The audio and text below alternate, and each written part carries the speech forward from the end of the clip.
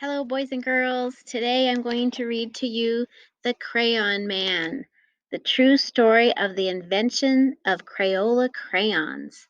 This book was written by Natascha Biebow and illustrated by Steven Salerno.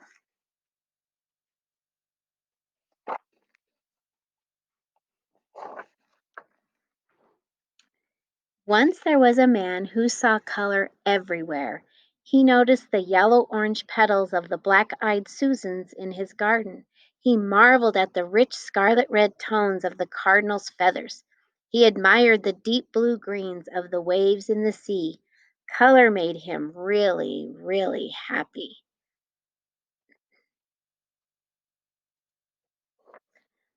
But all day long at work, all he saw was black.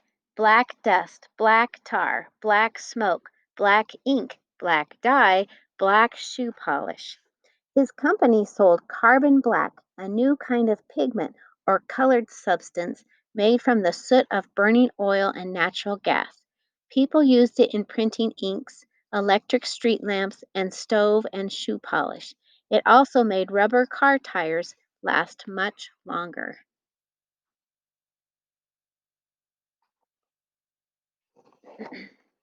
His name was Edwin Binney, and he was an inventor. He worked with his cousin C. Harold Smith.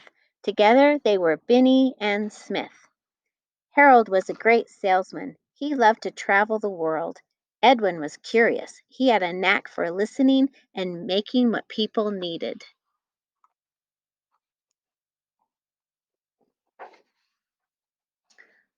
Edwin invented a new kind of inexpensive slate pencil that wrote very smoothly. It was gray. Children loved it. He invented a kind of chalk that wasn't dusty and didn't crumble. It was white. Teachers loved it. He invented a wax crayon that would write on wood and paper packaging. It was really, really black. People loved it. Paper was expensive in the 1800s, so children wrote with slate pencils or chalk on slates, small handheld blackboards.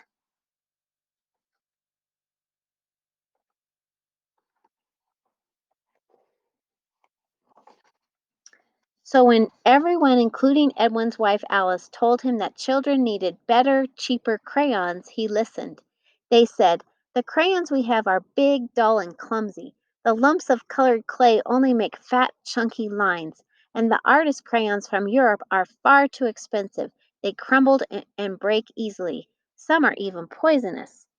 Alice used to be a school teacher, so she knew what children needed. She encouraged Edwin to invent crayons.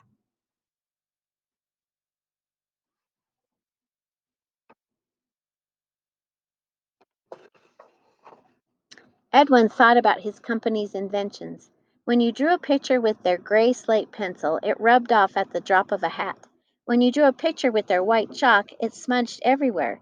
If you drew a picture with Edwin's new really black crayon, it was, well, really black.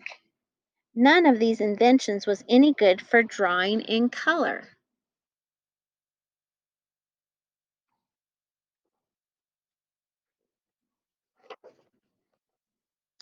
So Edwin listened and Edwin invented.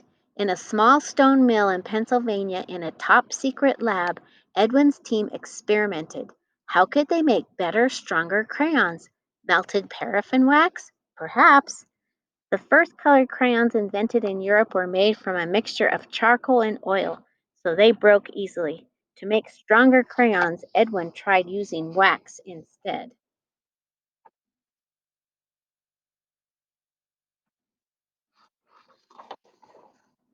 Now for the crayon colors. Grinding, grinding, grinding up rocks and minerals into fine powders. Mixing, mixing. Slate for gray, earth for yellow, red and brown, perhaps. Oh, yes, and lapis for blue. Pounding, sifting, and heating the colored powders. Would they be bright enough? Edwin's team kept on trying. They kept on experimenting.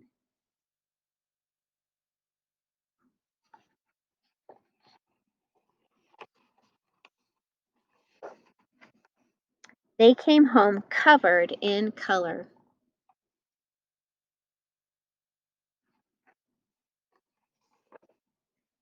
They experimented some more and discovered a pinch of this pigment, a sploosh of that one, a little hotter, a little cooler, and viola, lots of different shades.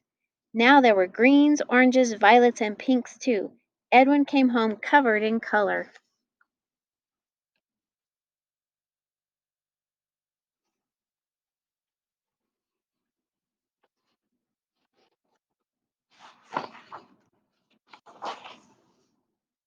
In a large tub at the mill, Edwin's team measured out the ingredients: melted wax, clay to thicken, something for texture, colored powders, each in just the right amount every time to make a top secret formula. Slowly, carefully stirring by hand, they poured the special formula into thin crayon shaped molds, smaller than any other inventor's, just the right size for children's hands. The mixture cooled and hardened. Edwin watched and Edwin waited.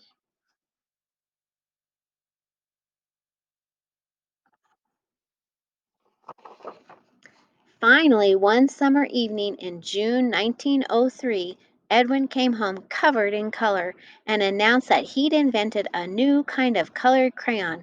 But what should he call it? Alice had an idea.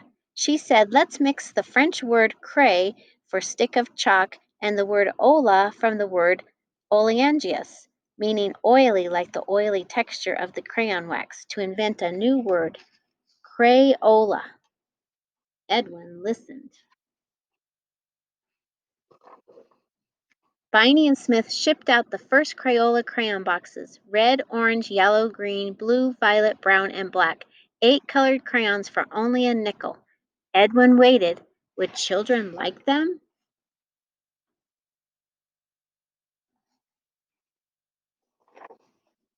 Children did.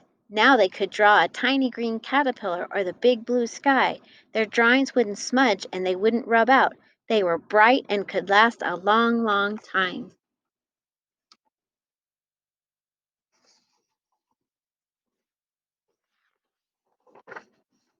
Excitement over the new colorful invention spread like wildfire.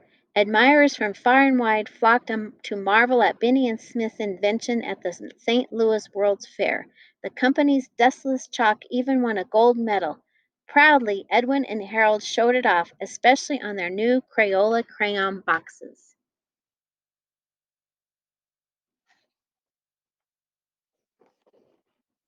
Every day, Edwin brought colorful bouquets from his garden to inspire the Crayola team. They made crayons in even more different shades and later asked children to help name some of them.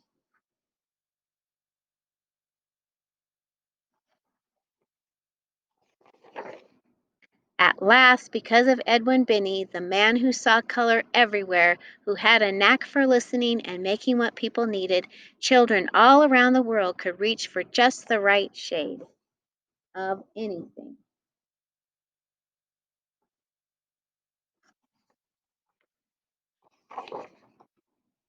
And then these pictures show how crayons are made in the factory today.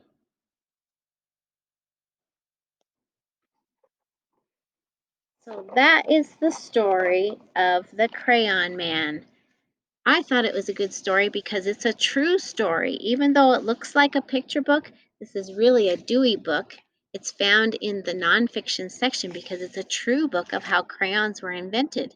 And I think that he is a very important man, Edwin Binney, because he's important and notable to know because he invented the crayons. Can you imagine a world without any crayons? That would be a disaster to have no crayons. But because he invented them over 100 years ago, we have crayons to play with and to draw beautiful things. So that's the book for today, The Crayon Man. I hope you enjoyed it. See you soon.